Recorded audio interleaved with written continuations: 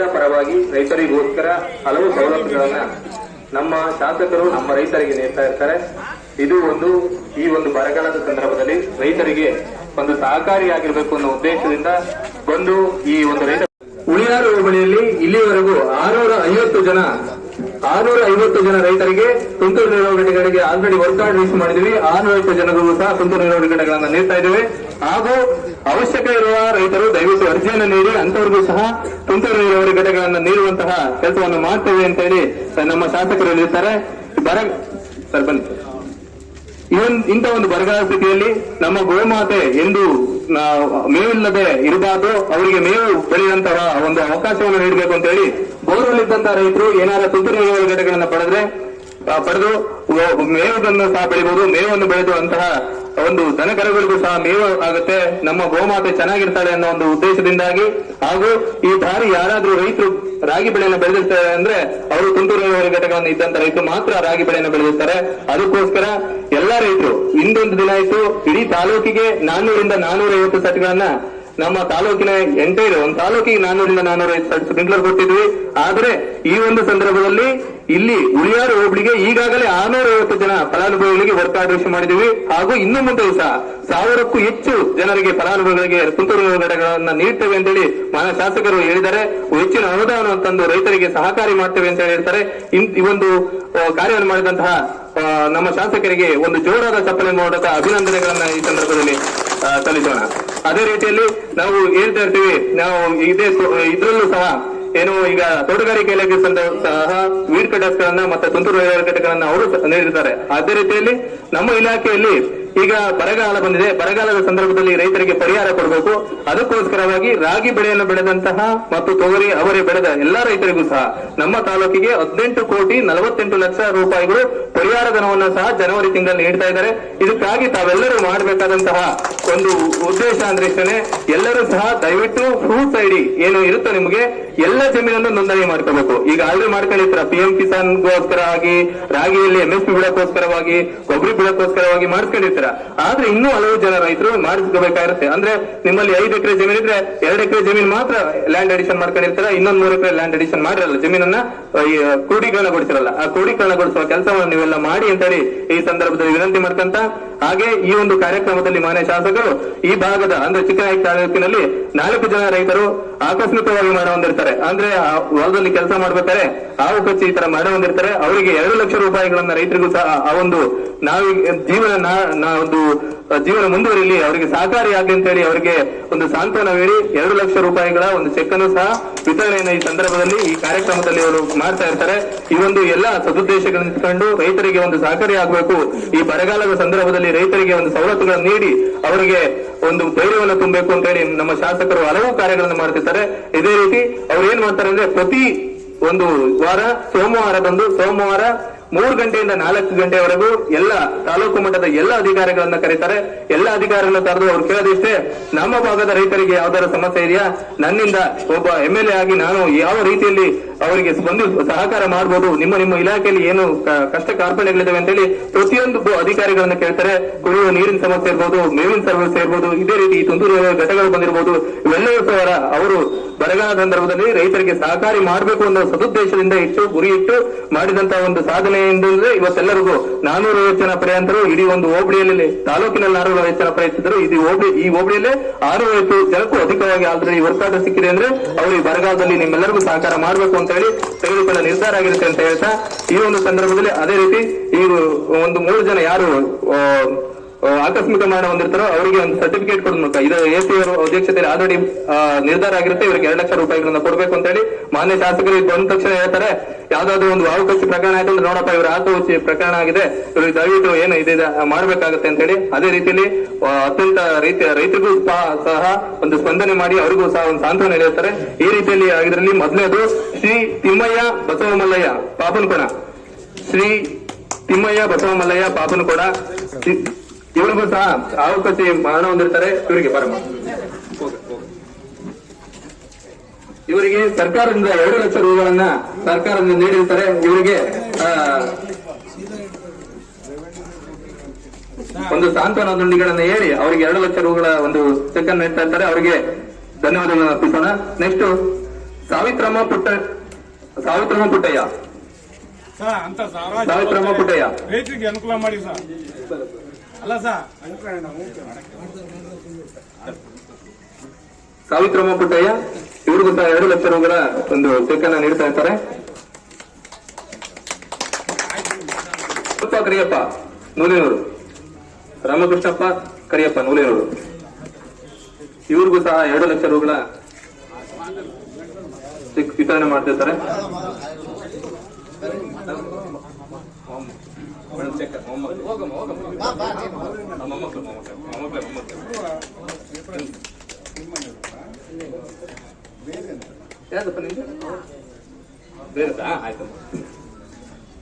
ಗೌರಮ್ಮ ಮುದ್ದುರಾಜ ಇವ್ರು ಬಂದಿಲ್ಲ ಅನ್ಸುತ್ತೆ, ಬಂದಿಲ್ಲ.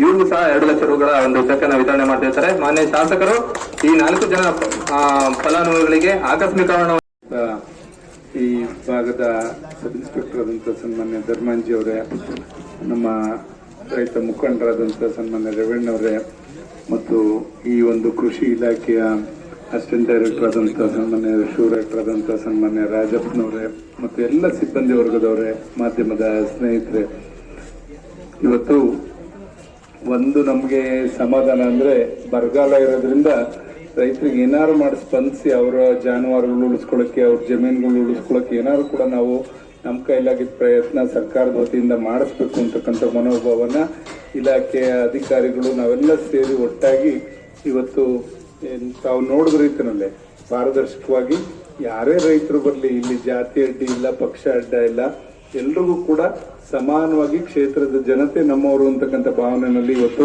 ಅವ್ರಿಗೆಲ್ಲ ಕೂಡ ಸ್ಪಂದಿಸಿ ಅವ್ರಿಗೆ ಬೇಕಾದಂತ ಸವಲತ್ತುಗಳನ್ನ ಒದಗಿಸ್ಕೊಡಕ್ಕೆ ನಾವು ಯಾವತ್ತೂ ಕೂಡ ಹಿಂದೆ ಸರಿಯಲ್ಲ ಅಂತಕ್ಕಂಥದ್ನ ಈ ಒಂದು ಸ್ಪ್ರಿಂಕ್ಲರ್ ಸೆಟ್ ಇರ್ಬೋದು, ವೀಡ್ ಕಟರ್ ಇರ್ಬೋದು, ತೆಂಗಿನ ಸಸಿಗಳು ಇರ್ಬೋದು, ಇದೆಲ್ಲ ಕೊಡೋದ್ರ ಮುಖಾಂತರ ಅದನ್ನ ನಾವೆಲ್ಲರೂ ಕೂಡ ಎತ್ತಿ ತೋರಿಸುವಂತ ಕೆಲಸ ಆಗ್ತಾ ಇದೆ ಅಂತಕ್ಕಂಥದ್ದನ್ನ ನಾನು ಈ ಸಂದರ್ಭದಲ್ಲಿ ಹೇಳ್ತಾ, ಖಂಡಿತ ಒಂದು ಖುಷಿ ಆಗ್ತದೆ. ನಮ್ಮ ಅಧಿಕಾರಿಗಳು ಶಿವರಾಜ್ ಅವರಾಗ್ಬೋದು, ಅವ್ರ ಸಂಘಟಕರೆಲ್ಲರೂ ಕೂಡ ಸೇರಿ ಇವತ್ತು ನಮ್ಗೆ ಕೃಷಿ ಇಲಾಖೆನಲ್ಲಿ ಹಲವಾರು ವರ್ಷಗಳಿಂದ ನಾವು ನೋಡಿದ್ದೇವೆ ಎಷ್ಟು ಬಂದಿದೆ ಅಂತ. ತಾವೇ ತಗ್ಸ್ ನೋಡಿದ್ರೆ 400, 500 ಇಷ್ಟರೊಳಗೆ ಸ್ಪ್ರಿಂಕ್ಲರ್ ಸೆಟ್ಗಳು ಇವೆಲ್ಲ ಬರ್ತಾ ಇದ್ದು.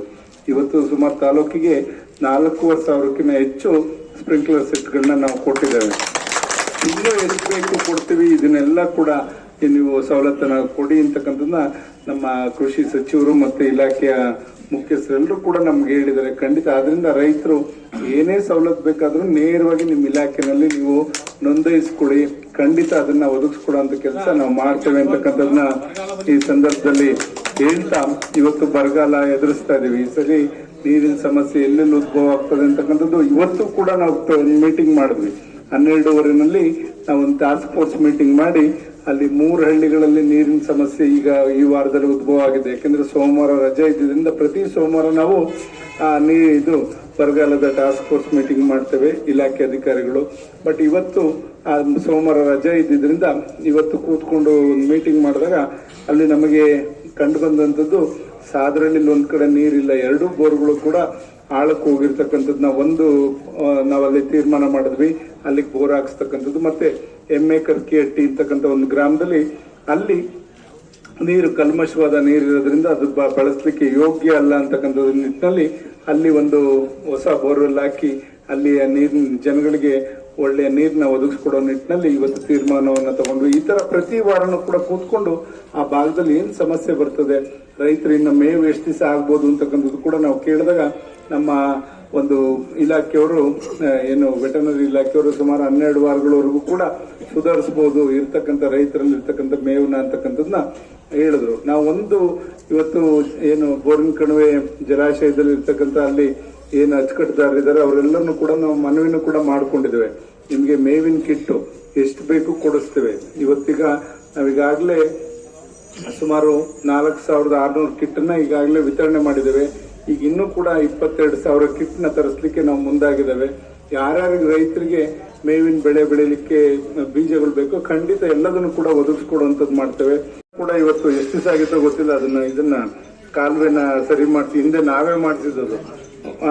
ಈಗಾಗಲೇ ಅಲ್ಲ ಎಷ್ಟು ವರ್ಷ ಆಗಿತ್ತು ಅಂತ ತಮ್ಮನ್ನು ಕೇಳ್ತಾ ಇದ್ದೀನಿ. ಅದರಿಂದ ನಿಜವಾಗಿ ಹರಿದು ಕೊನೆಯವರೆಗೂ ಅದನ್ನ ನೀರಿನ ಟೈಲ್ ಎಂಡ್ವರೆಗೂ ಅವರ ರಕ್ಷಣೆನೂ ಬೇಡ, ಯಾವ ಇಲಾಖೆಯವ್ರ ರಕ್ಷಣೆನೂ ಬೇಡ. ಆ ತರದಲ್ಲಿ ರೈತರ ನೀವೇ ಒಂದು ಅಚ್ಚುಕಟ್ಟುದಾರರ ಒಂದು ಸಭೆ ಮಾಡಿಕೊಂಡು ಅಲ್ಲಿ ಇಷ್ಟಿಷ್ಟು ನೀರನ್ನ ಹಾಯಿಸ್ಕೊಳ್ಳಿಕ್ಕೆ ಒಂದು ಸಮಿತಿಯನ್ನು ಮಾಡ್ಕೊಳ್ಳಿ ಅಂತಕ್ಕಂಥದ್ದು ಕೂಡ ರೈತರಿಗೆ ಹೇಳಿದ್ದೇವೆ. ಅವರು ಕೂಡ ಒಂದು ಸ್ಪಂದಿಸಿದ್ದಾರೆ. ಯಾಕೆಂದ್ರೆ ಎಲ್ಲರೂ ಕೂಡ ರೈತರು ಎಲ್ಲರೂ ಬದುಕಬೇಕು, ಹಂಚ್ಕೊಂಡು ಊಟ ಮಾಡುವಂತ ಮನೋಭಾವವನ್ನು ಬೆಳೆಸ್ಕೋಬೇಕು. ಮುಂದಿರ್ತಕ್ಕಂಥ ಒಂದು ಮಡಬಾಯಲ್ಲಿ ಇರ್ತಕ್ಕಂಥವನು ಕಿತ್ಕೊಂಡ್ರೆ ಇಂದವನು ಉಪವಾಸ ಮಲಗಬೇಕಾಗುತ್ತೆ. ಅದನ್ನ ಇಲ್ಲಿ ಆ ಭಾಗದ ಮುಖಂಡರಲ್ಲಿ ಮನವಿ ಮಾಡ್ಕೊತಾನೆ, ಗೊತ್ತಿಲ್ಲದ ರೀತಿಯಲ್ಲಿ ಇರಬಾರ್ದು, ಅಲ್ಲಿ ಸ್ಪಂದಿಸಿ ಇಂದವನಿಗೂ ಕೂಡ ನೀರೆಲ್ಲ ಸಿಗೋ ರೀತಿಯಲ್ಲಿ ಮಾಡಿ ಎಲ್ಲರೂ ಕೂಡ ಬದುಕಬೇಕು ಅಂತಕ್ಕಂಥ ಮನೋಭಾವನ ಬೆಳೆಸ್ಕೊಳ್ಳಿ ಅಂತಕ್ಕಂಥದ್ದು ಈ ಸಂದರ್ಭದಲ್ಲಿ ಹೇಳ್ತಾ, ಇವತ್ತು ಏನೇ ಬರಗಾಲ ನಮ್ಗೆ ಎದುರಾದ್ರೂ ಕೂಡ ಒಂದು ಒಳ್ಳೆ ರೀತಿಯಲ್ಲಿ ಜನಗಳಿಗೆ ಸ್ಪಂದಿಸಿ ಕುಡಿಯ ನೀರಿನ ವ್ಯವಸ್ಥೆ, ಜಾನುವಾರುಗಳಿಗೆ ಮೇವು ಮತ್ತೆ ನೀರಿನ ವ್ಯವಸ್ಥೆ ಎಲ್ಲ ಕೂಡ ಮಾಡುವಂತದನ್ನ ಖಂಡಿತ ಮಾಡ್ತೇವೆ.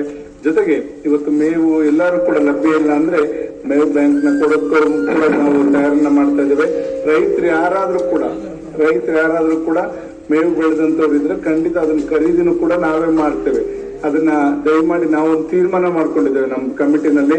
ನಮ್ಮ ತಾಲೂಕಿನ ಇರ್ತಕ್ಕಂಥ ಬೆಳೆದಂತ ಮೇವನ್ನ ಹೊರಗಡಿನ ತಾಲೂಕಿಗೆ ಮಾರ್ಕೊಡುದು ಅಂತ ಒಂದು ತೀರ್ಮಾನ ಕೂಡ ಮಾಡಿದ್ವಿ. ಮಾರೋದಾದ್ರೆ ನಮ್ಗೆ ಕೊಡಿ, ನಾವು ಬೇರೆ ರೈತರು ನಮ್ಮ ತಾಲೂಕು ರೈತರಿಗೆ ಕೊಡ್ತೇವೆ ಅಂತಕ್ಕಂಥದ್ದು ಕೂಡ ಈಗಾಗಲೇ ನಾವು ತೀರ್ಮಾನ ಮಾಡ್ಕೊಂಡಿದ್ದೇವೆ. ಖಂಡಿತ ನೀವೆಲ್ಲ ಒಂದು ಒಳ್ಳೆ ರೀತಿಯಲ್ಲಿ ಎಲ್ಲ ಜಾನುವಾರುಗಳು, ಮೂಗು ಪ್ರಾಣಿಗಳನ್ನ ನಾವು ಅವನ್ನ ಪಾಲನೆ ಪೋಷಣೆ ಮಾಡಬೇಕು. ಆ ನಿಟ್ಟಿನಲ್ಲಿ ನಮ್ಮೆಲ್ಲರ ಮನಸ್ಥಿತಿ ಇರಲಿ ಅಂತಕ್ಕಂಥದ್ದನ್ನ ಈ ಸಂದರ್ಭದಲ್ಲಿ ಹೇಳ್ತಾ, ಖಂಡಿತ ಇವತ್ತು ಆಮೇಲೆ ಯಾರು ತೋಟಗಾರಿಕೆ ರೈತರು ಹನಿ ನೀರಾವರಿ ವ್ಯವಸ್ಥೆ ಬೇಕು ಅಂದ್ರೆ, ಡ್ರಿಪ್ ವ್ಯವಸ್ಥೆ ಬೇಕು ಅಂದ್ರೆ ಖಂಡಿತ ಅರ್ಜಿ ಕೊಡಿ. ಎಷ್ಟಿದ್ರು ಕೂಡ ಅದನ್ನು ಕೊಡಿಸುವಂತ ಕೆಲಸ ಮಾಡ್ತೇವೆ. ಏನೇ ಸವಲತ್ತು ಬೇಕಾದ್ರೂ ನೇರವಾಗಿ ಹೋಗಿ. ಈಗ ಪಾರದರ್ಶಕ, ನಮ್ಮಲ್ಲಿ ಯಾರು ಮಧ್ಯವರ್ತಿಗಳು ಬೇಡ, ಯಾರು ಲಂಚ ಕೊಡೋದು ಬೇಡ. ಈ ತರ ವ್ಯವಸ್ಥೆನ ಈಗಾಗಲೇ 6 ತಿಂಗಳಿಂದನೂ ಕೂಡ ನಾವು ಮಾಡ್ತಾ ಇದ್ದೇವೆ. ಪ್ರತಿ ಸೋಮವಾರ 3 ಗಂಟೆಯಿಂದ 4 ಗಂಟೆ ನಾವು ಟಾಸ್ಕ್ ಫೋರ್ಸ್ ಮೀಟಿಂಗ್ ಮಾಡ್ತೇವೆ. ಬರಗಾಲ ಇರೋದ್ರಿಂದ 4 ಗಂಟೆಯಿಂದ ಎಷ್ಟು ಜನ ಇರ್ತಾರೋ ಅಲ್ಲಿವರೆಗೂ, 6 ಗಂಟೆ ಅಂತ ನಾವು ಒಂದು ಗಡುವು ಹಾಕೊಂಡಿದ್ದೇವೆ. ಸಾರ್ವಜನಿಕರು ಎಲ್ಲಿವರೆಗೂ ಇರ್ತಾರೋ ಅಲ್ಲಿವರೆಗೂ ಎಲ್ಲಾ ಇಲಾಖೆ ಅಧಿಕಾರಿಗಳು ಕೂತ್ಕೊಂಡು ಅವ್ರ ಸಮಸ್ಯೆನ ಬಗೆಹರಿಸಿಕೊಡುವಂಥದ್ದು ಮಾಡ್ತಾ ಇದ್ದೇವೆ. ನಮ್ಮಲ್ಲಿ ಹೆಚ್ಚಿನದಾಗಿ ಕಂದಾಯ ಇಲಾಖೆನಲ್ಲಿ ರೈತರದೇ ಸಮಸ್ಯೆ ಜಾಸ್ತಿ ಇದ್ದಿದ್ದು, ರೆವಿನ್ಯೂ ಇಲಾಖೆನಲ್ಲಿ. ಅದಕ್ಕೆ ಮೊನ್ನೆ ಒಂದು 15 ದಿವಸಗಳಿಂದ ಸೋಮವಾರ ನಾವೊಂದು ಒಳ್ಳೆ ಕಾರ್ಯಕ್ರಮನೂ ಕೂಡ ಮಾಡಿದ್ವಿ. 944 ಜನಕ್ಕೆ ಅಲ್ಲಿ ಖಾತೆ ತಿದ್ದುಪಡಿ ಇರ್ಬೋದು, ಮತ್ತೆ ಪಾವತಿ ಖಾತೆ ಇರ್ಬೋದು, ಎಲ್ಲ ಕೂಡ ಮಾಡ್ತಾ ಇದ್ದೇವೆ. ಖಂಡಿತ ಅದೆಲ್ಲ ಉಪಯೋಗಿಸ್ಕೊಳ್ಳಿ. ಜನವರಿಲೂ ಕೂಡ ಮಧ್ಯದಲ್ಲಿ ಇನ್ನೊಂದ್ಸಲ ಮಾಡ್ತೇವೆ. ಇನ್ನೊಂದ್ಸಲ ಮಾಡಿ ಇರ್ತಕ್ಕಂಥ ಕಂದಾಯ ಇಲಾಖೆಯಲ್ಲಿ ಇರ್ತಕ್ಕಂಥ ಸಮಸ್ಯೆಗಳನ್ನೆಲ್ಲ ಕೂಡ ಹೋಗ್ಲಾಡಿಸುವಂತ ಒಂದು ಪಣವನ್ನ ನಮ್ಮ ತಹಸೀಲ್ದಾರರು ಒಂದು ದಿಟ್ಟ ನಿರ್ಧಾರವನ್ನು ತಗೊಂಡಿದ್ದಾರೆ. ಖಂಡಿತ ನಾವು ಅಂತ ಉತ್ತಮವಾದ ಅಧಿಕಾರಿಗಳನ್ನ ನಾವು ಪ್ರಶಂಸೆ ಮಾಡ್ತಕ್ಕಂಥದ್ದು ನಮ್ಮ ಕರ್ತವ್ಯ ಅಂತಕ್ಕಂಥದ್ದನ್ನ ಈ ಸಂದರ್ಭದಲ್ಲಿ ಹೇಳ್ತಾ, ಇದೆಲ್ಲ ಬಳಸ್ಕೊಳ್ಳಿ. ಯಾವುದೇ ಸಂದರ್ಭದಲ್ಲಿ ಆಗ್ಬೋದು, ನಾವು ನಿಮ್ ಜೊತೆ ಇರ್ತೇವೆ. ಇವತ್ತು ಯಾರು ಕೂಡ ಪೆನ್ಷನ್ ಇಲ್ಲ ಅಂತಂದ್ರೆ ಇವತ್ತು ಕೊಟ್ರೆ ಇನ್ನೊಂದು ವಾರದಲ್ಲಿ ಅವ್ರಿಗೆ ಪೆನ್ಷನ್ ಆರ್ಡರ್ ಕೊಡಿಸುವಂತ ಕೆಲಸ ಈಗ ಮಾಡ್ತಾ ಇದ್ದೇವೆ. ಮುಂದೆ ಈ ಬಗರ್ಕುಂ ಕಮಿಟಿ ಒಂದು ಇನ್ನೂ ಮಾಡಿಲ್ಲ, ಅದಾದ್ರೆ ಖಂಡಿತ ಶೀಘ್ರವಾಗಿ ಬಗರ್ಕುಂ ಕಮಿಟಿನಲ್ಲಿ ಅಲ್ಲಿ ತೀರ್ಮಾನ ಮಾಡಿ ಅಲ್ಲೂ ಕೂಡ ಒಂದು ದಿಟ್ಟ ನಿರ್ಧಾರವನ್ನ ಈಗಾಗಲೇ ನಾವು ಮಾಡ್ಕೊಂಡಿದ್ದೇವೆ. ಸರ್ಕಾರ ಯಾವಾಗ ಬಗರ್ಕುಂ ಸಮಿತಿಯನ್ನ ಮಾಡ್ಕೊಡ್ತಾರೆ ಅವಾಗ ನಾವು ಕಮಿಟಿನಲ್ಲಿ ಮಂಜೂರು ಮಾಡೋದ್ರ ಜೊತೆಲಿ ಖಾತೆನೂ ಕೂಡ ಜೊತೆಲಿ ಮಾಡ್ಕೊಡುವಂತ ಕೆಲಸ ಮಾಡ್ಲಿಕ್ಕೆ ನಾವು ಒಂದು ತೀರ್ಮಾನ ತಗೊಂಡಿದ್ದೇವೆ. ಅದಕ್ಕೆ ಮತ್ತೆ ಅಲಿಸ್ಕೋತಾರೆ, ಅದಾಗದ್ ಬೇಡ. ಎಲ್ಲೂ ಕೂಡ ನಮ್ ಜನ ಅಲಿಬಾರದು ಅಂತಕ್ಕಂಥದ್ದು ನಮ್ಮ ಮನೋಭಾವ. ಈ ರೀತಿ ರೈತರು ಚೆನ್ನಾಗಿದ್ರೆ ನಾವೆಲ್ಲ ಚೆನ್ನಾಗಿದ್ದಂಗೆ ಅಂತಕ್ಕಂಥ ಭಾವನೆ. ರೈತರು ಇವತ್ತು ಅವ್ರೇನಾದ್ರು ದುಡಿದ್ರೆ ಅದು ಎಲ್ಲರೂ ಕೂಡ ಒಂದು ಬದುಕಲಿಕ್ಕೆ ಸಾಧ್ಯ ಆಗ್ತದೆ ಅಂತಕ್ಕಂಥ ಮನೋಭಾವ ಇಡೀ ಪ್ರಪಂಚದಲ್ಲೇ ಗೊತ್ತಿರೋದ್ರಿಂದ ಖಂಡಿತ ರೈತನಿಗೆ ನಾವು ಸ್ಪಂದಿಸಿ ಕೆಲಸ ಮಾಡಿದ್ರೆ ಖಂಡಿತ ಇವತ್ತು ನಾಡು ಸುಭಿಕ್ಷವಾಗಿರ್ತದೆ ಅಂತಕ್ಕಂಥ ಭಾವನೆ ಇರೋದ್ರಿಂದ ದಯಮಾಡಿ ಇವತ್ತು ನಮ್ಮ ಇಲಾಖೆ ಅಧಿಕಾರಿಗಳು ಏನಿದ್ದಾರೆ ಎಲ್ಲರೂ ಕೂಡ ಒಂದು ಉತ್ತಮ ರೀತಿಯಲ್ಲಿ ಈ ಒಂದು ಬರಗಾಲ ಎದುರಿಸಕ್ಕೆ ನಾವೆಲ್ಲರೂ ಕೂಡ ತಯಾರಿದ್ದೇವೆ. ಏನೇ ಸಮಸ್ಯೆ ಬಂದರೂ ನಾವು ಜನಗಳಿಗೆ ಸ್ಪಂದಿಸಿ ಜನಗಳಿಗೆ ಆ ತೊಂದರೆನ ಬರದ ರೀತಿಯಲ್ಲಿ ನೋಡ್ಕೊಳ್ಳುವಂತ ಜವಾಬ್ದಾರಿ ನಮ್ಮೆಲ್ಲರದು ಕೂಡ ಅಂತಕ್ಕಂಥದ್ದನ್ನ ಈ ಸಂದರ್ಭದಲ್ಲಿ ಹೇಳ್ತಾ, ಇಲ್ಲಿ ಇವೆಲ್ಲ ವಿತರಣೆ ಮಾಡಲಿಕ್ಕೆ ರೈತರಿಗೆ ಅನುಕೂಲ ಆಗೋ ನಿಟ್ಟಿನಲ್ಲಿ ಸ್ಪಂದಿಸಲಿಕ್ಕೆ ಅವಕಾಶ ಮಾಡಿಕೊಟ್ಟಂತ ಎಲ್ಲ ಸಾರ್ವಜನಿಕರಿಗೂ ಮತ್ತೆ ಇಲಾಖೆಯವರಿಗೂ ಕೂಡ ವಂದಿಸಿ ನನ್ನ ಮಾತು ಮುಗಿಸ್ತೇನೆ. ಜೈ ಹಿಂದ್, ಜೈ ಕರ್ನಾಟಕ. ಇದು ಒಂದ್ ಕಡೆ ನಮ್ಮ ತಾಲೂಕು ಆಫೀಸ್ನಲ್ಲಿ ಮತ್ತೆ AC ಅವ್ರಿಗೂ ಕೂಡ ಇಲ್ಲೇ ಬಂದು ನಮ್ಮ ತಾಲೂಕು ಕೇಸ್ನ ಇಲ್ಲೇ ಬಗೆಹರಿಸಬೇಕು ಅಂತ ಕೂಡ ಬೆಳಗ್ಗೆ ತೀರ್ಮಾನ ಮಾಡಿದ್ದೇವೆ.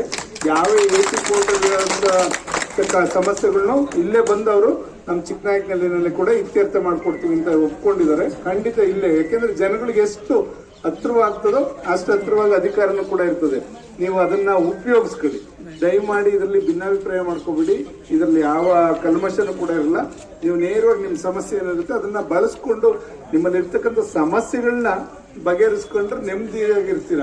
ಅದನ್ನ ದಯಮಾಡಿ ನೀವೆಲ್ಲ ರೈತರು ಮಾಡ್ಕೋಬೇಕು ಅಂತಕ್ಕಂಥದ್ದು. AC ಕೋರ್ಟಲ್ಲಿ ಯಾವುದೇ ಕೇಸ್ ಇರಲಿ ಇಲ್ಲೇ ಬಗೆಹರಿಸ್ಬೇಕು, ಇತ್ಯರ್ಥ ಮಾಡಬೇಕು. ಟಿಪ್ಟೂರ್ ಬೇಡ, ನಮ್ಮ ಜನ ಅಲ್ಲಿ ಅದು ಬೇಡ ಅಂತಕ್ಕಂಥದ್ದನ್ನ ಇವತ್ತು ಬೆಳಗ್ಗೆ ಒಂದು ತೀರ್ಮಾನ ಮಾಡಿದ್ವಿ. ಖಂಡಿತ ಅದನ್ನ ಮುಂದಿನ ದಿನಗಳಲ್ಲಿ ಪ್ರತಿ ಮಂಗಳವಾರ ಬರ್ತೀನಿ ಅಂತ ಹೇಳಿದ್ದಾರೆ AC.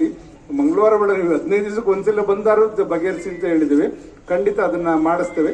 ದಯಮಾಡಿ ಅದನ್ನ ಬಳಸ್ಕೊಳ್ಳಿ ಅಂತ ಅದನ್ನು ಕೂಡ ತಮ್ಮ ಗಮನಕ್ಕೆ ತರಲಿಕ್ಕೆ ಇಷ್ಟಪಡ್ತೀನಿ.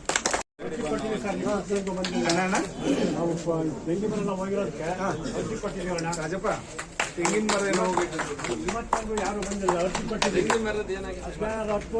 ಸಿಂಗಾಪುರದವರು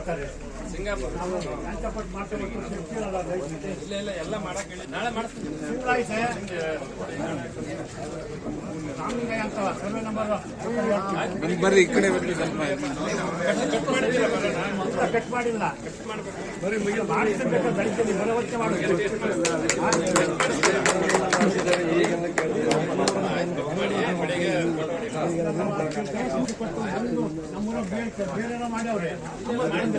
ಇಲ್ಲ. ಅಲ್ಲಿ ರಾಜಪ್ಪ ಅಂತ ಅವ್ರ ಫೋನ್ ನಂಬರ್ ತಗೊಳ್ಳಿ. ಅವರೇ ತೋಟಗಾರಿಕೆ ಇಲಾಖೆಯವರು. ನಾನೊಂದು ಅರ್ಜಿ ಕೊಟ್ಟಿದ್ದೀನಿ.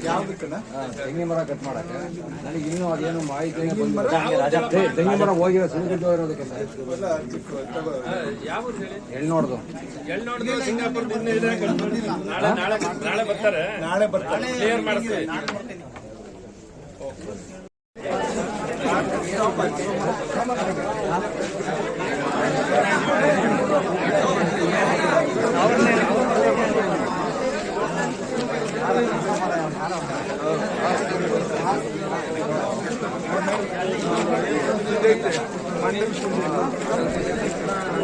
ಸ್ನಾನ ಮಾಡೋ ಸರ್ ದುಃಖ ಬಣ್ಣದಿಂದ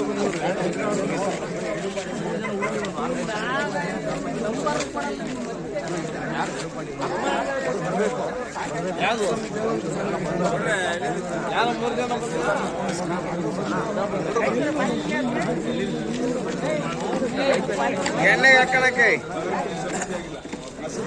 ವಾರದಲ್ಲಿ ಸೆಟಲ್ ಮಾಡಕ್ಕೆ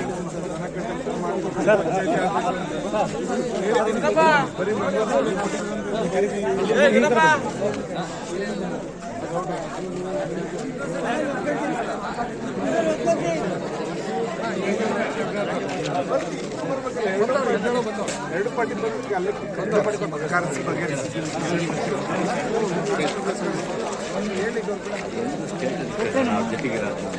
ನೋಡ ಇನ್ನು ಈ ಸತಿ ಬೇಡ.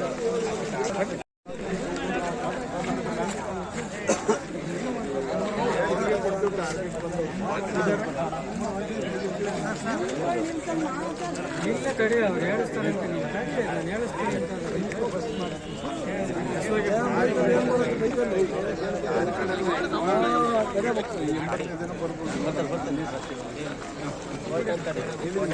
ಇದು ಅವಾಗೆ ಮಾಡಿದ್ದು ನಾವೇ ಮಾಡಿದ್ವಿ. ಇಲ್ಲಪ್ಪ ನೀನು ಕೊಟ್ಟಿದ್ಯಾ ಅಂದ್ರು ನಾನು ಕೇಳಿದೆ. ಬೇಡ ಕೊಡ್ಬೇಡ ಕೋರ್ಟ್ ದಸೂಟಿಗೆ ಮಾಡ್ತೀವಿ. ಕೋರ್ಟ್ ಅಲ್ಲೇ ವಯಸ್ಸು ಕಟ್ಟೆಗೆ ದಸೂಟಿ